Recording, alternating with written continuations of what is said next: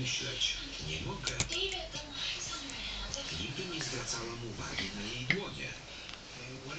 Nie znasz się na tym. Ta kobieta mogła powiedzieć cokolwiek. Skąd niby Emma znała tytuł Malwikła? Za bardzo się tym przejmujesz. Obiecałeś, że skorzystamy z pomocy. Wywędzony? Ajajaj. Chodź, chodź. Jak to szło? Tak. Nie rozumiem. Tak. Tak? Tak to szło? No? Nie chcę końca świata. No tak. Nie chcę, żebyś się A ja zmęczony jestem.